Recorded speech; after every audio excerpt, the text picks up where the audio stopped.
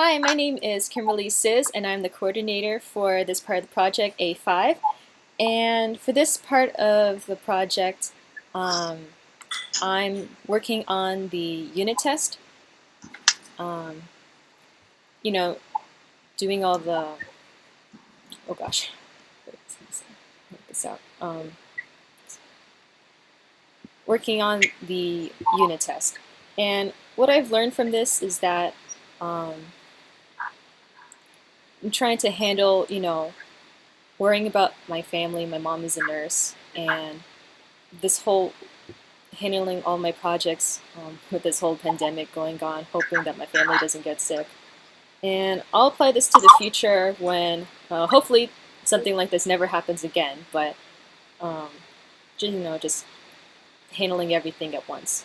And the worst part of this experience is just the outside stress from a crazy situation we mm, did not see ever happening.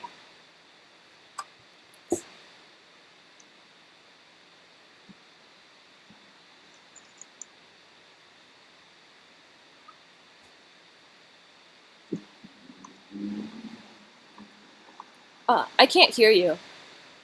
Is your mic off? Yeah, I muted myself earlier because I thought it would help. Okay. So I'll do a countdown for you on my portion too. But yeah, so we'll start over. So do. Hey, my name is William Lyons, and for my part of A5, I worked on the back-end implementation as well as refining some of the diagrams from our previous deliverables that needed customizing and changing. So I'm going to demo that for you now.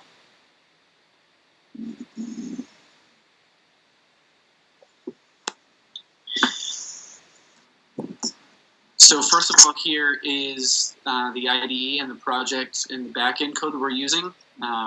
So the application.properties file,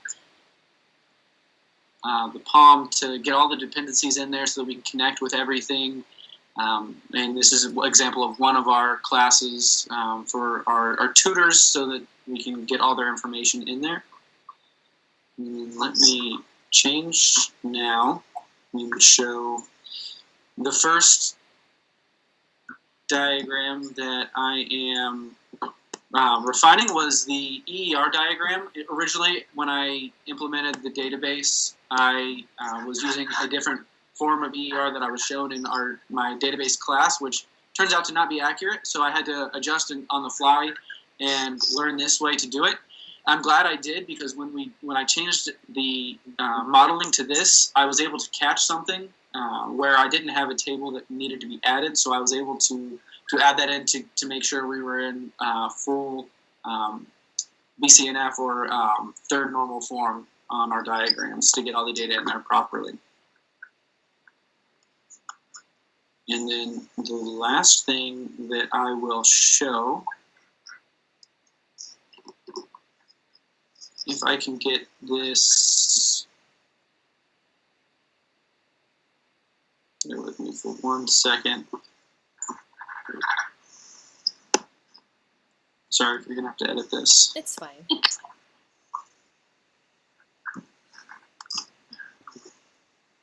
Okay.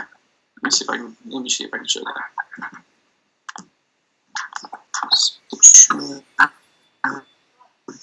Letting me show my virtual box, and that's where I have the implementation.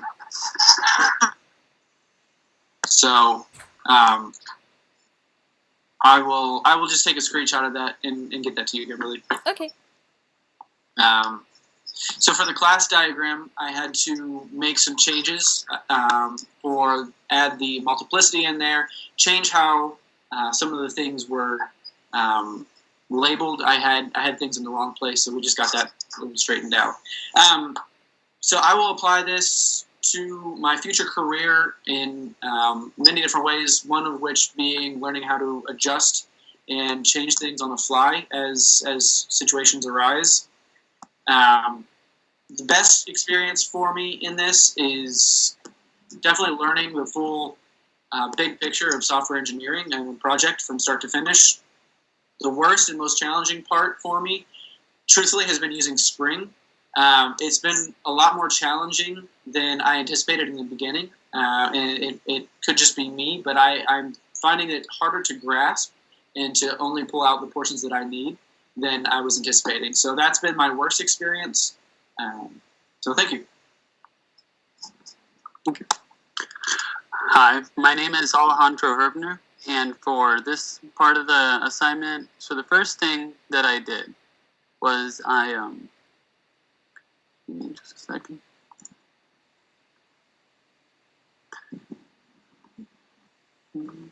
Okay. Okay, so the first thing that I did was that I went back to some of the use case diagrams that I'd done past part of the assignments and updated them, and just changed a couple of things according to how the professor wanted them. And then I was also in charge of creating the test cases for this part of the assignment. So you can see right here.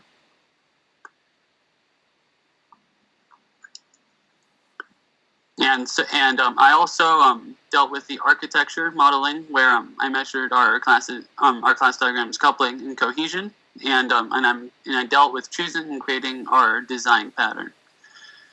And so from this assignment, I've learned how to firstly better model software systems when I'm to better model software systems that I'm working on, and also how to create test cases for these software systems. And these are both skills that I will apply in the future if I end up working as a software engineer. And so for me, the most challenging part of this whole experience was just this whole pandemic, this whole situation that's going on, where we've had to just kind of translate this whole course to a purely online setting, which definitely has definitely taken a little while to adapt to.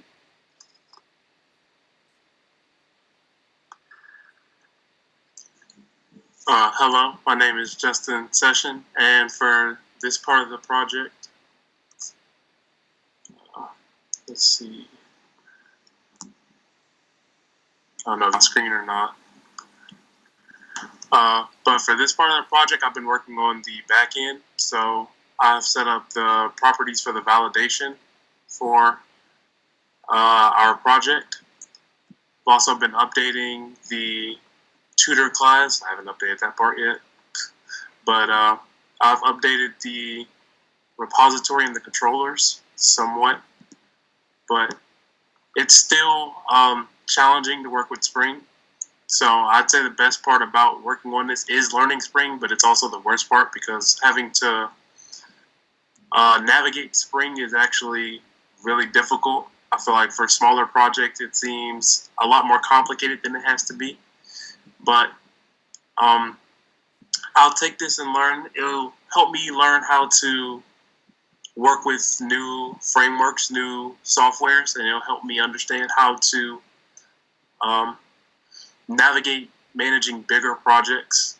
You know, when we go through school, we only learn about smaller projects usually, 100, 200 lines, and this is multiple different packages, classes, and having to put them all together and make it work is something that I'm learning how to do. Yeah.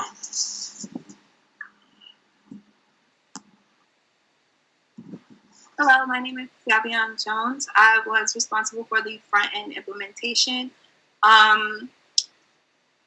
So basically, let me see, I guess I should do.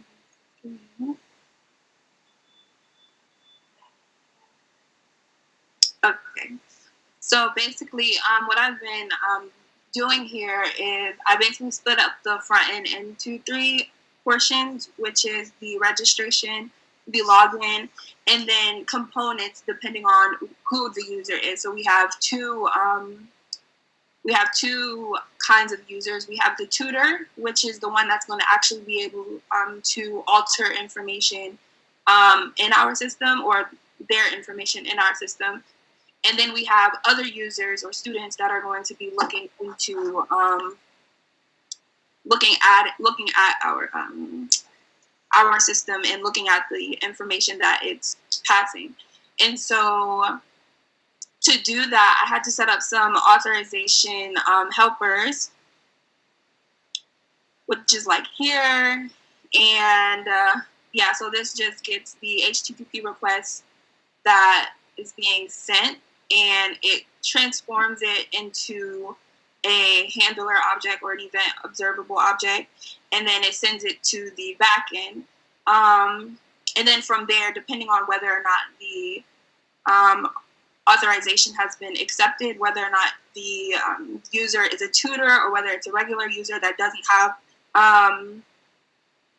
authorization access to enter into the login portal and the tutor information, it will then decide what to do, and that will be for really pretty much all of the components here. So our sign in, the sign up, the